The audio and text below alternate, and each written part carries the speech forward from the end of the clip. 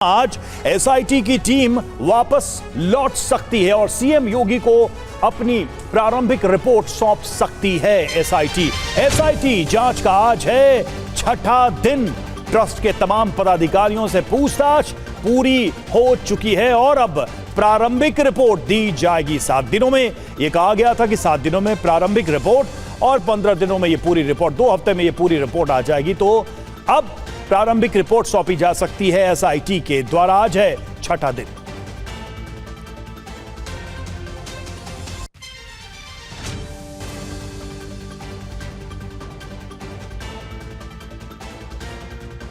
और राम मंदिर चढ़ावा चोरी मामले में सूत्रों से खबर है नकदी गिनने का काम निजी एजेंसी के पास था। यह सूत्रों के हवाले से बड़ी जानकारी सामने आ रही है। निजी एजेंसी ने आउटसोर्सिंग से लोगों को नौकरी पर रखा। गणना प्रक्रिया में शामिल लोगों की नियुक्ति पैरवी पर हुई थी। कुछ कर्मचारी गड़बड़ी में शामिल हो सकते हैं, इस बात की संभावना है। एक बैंक अधिकारी ट्रस्ट के पदाधिकारी के घर किराए पर रहते थे। ट्रस्ट के कर्मचारी मनमर्जी से काम करते थे। ट्रस्ट से जुड़े लोगों के दबदबे की वजह से नियम सख्ती से लागू नहीं हो पाए। बैंक कर्मचारी औपचारिक भूमिका में थे। ये सूत्रों के हवाले से बड़ी जानकारी सामने आ रही है।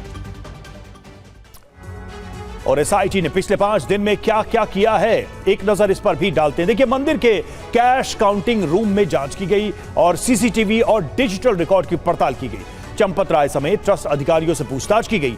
40 से ज्यादा कर्मचारियों के बयान दर्ज किए गए। सोना, चांदी और नकदी रिकॉर्ड का सत्यापन किया गया। चंपत राय के करीबी टिन्नू की भूमिका की जांच की गई और डिजिटल साक्ष्य और वीडियोग्राफी का भी संग्रह किया गया। तो अभी तक ये सारी चीजें हुई हैं इस जांच में और अब इसकी प्रारंभिक रिपोर्ट सौंपी जाएगी। पंकज चतुर्वेदी हमारे साथ इस वक्त जुड़े हुए हैं, उनसे हम बातचीत करेंगे और जानने की कोशिश करेंगे कि अब तक क्या क्या हुआ है और जो प्रारंभिक रिपोर्ट है वो कब तक सौंपी जाएगी। मतलब समय सीमा तो समाप्त हो रही है। पंकज, जांच हुई है, कई लोगों से बात हुई है, कई लोगों के बयान रिकॉर्ड किए गए, डिजिटल साक्ष्य जुटाए गए जैसा कि हमने कहा। क्या ये माना जाए कि जो प्रारंभिक रिपोर्ट दी जाएगी उसमें कोई अनुमान या एक तरीके से एक इशारा मिल जाएगा कि गड़बड़ी किस तरह की है? बिल्कुल रवि, देखिए, शुरुआती रिपोर्ट में बहुत सारी चीज़ें स्पष्ट हो जाएंगी। हालांकि जो एसआईटी की टीम है वो अयोध्या में है। अयोध्या में से वापस होने के बाद पूरी चुकी जो भी जांच पूछताछ चीज़ें निकल के आई है, समरी बनाई जाएगी। उसके बाद सीएम से मुलाकात कर सकते हैं। उसमें कई सारे एंगलों पे जांच की गई है क्योंकि एसआईटी की टीम में 3 अधिकारी थे।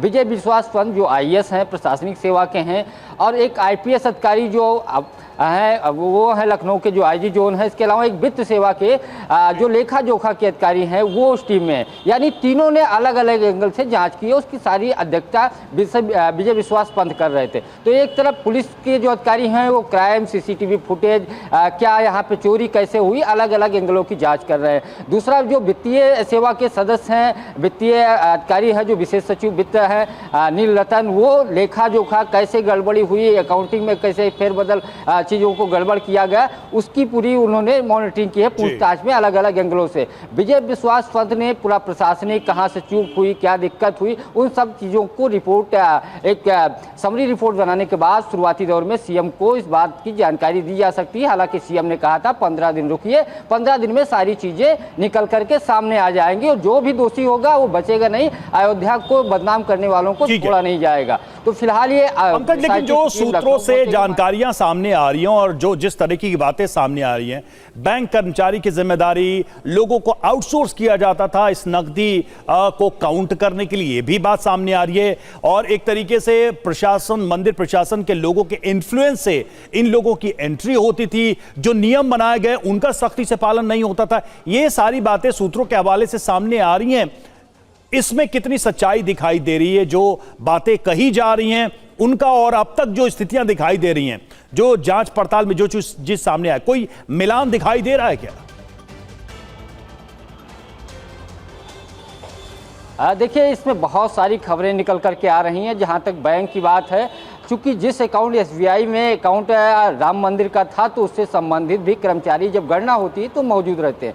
लेकिन चूंकि उस समय जब अकाउंट खोला गया होगा उस समय जो चीज़ें सामने आई होंगी कि मैं कैसे कर्मचारियों को या किसको रखूंगा और बैंक की तरफ से कौन मॉनिटरिंग करेगा, ये चीज़ें बिल्कुल फाइनल नहीं होंगी कि आउटसोर्स यानी थर्ड पार्टी के कर्मचारी मंदिर में गणना के समय लगाए जाएंगे। लेकिन ये भी चीज़ें निकल के आ रही कि एक बैंक का अधिकारी वहाँ का प्रभारी बनाया गया होगा, चूँकि सारी गणना के बाद जब रकम बैंक में आती थी तो एक बैंक कर्मचारी के तौर पर वहाँ मॉनिटरिंग जो आउटसोर्स के कर्मचारी थे उनकी मॉनिटरिंग करने के लिए, साथ साथ बैंक मैनेजर या बैंक कर्मी जो थे उनसे पूछताछ हो सकती है। ठीक है पंकज, बहुत सारे यानी कि इन तमाम लोगों से जो पूछताछ की गई है, जो जानकारी जुटाई गई है, उसके आधार पर यह जांच आगे बढ़ेगी।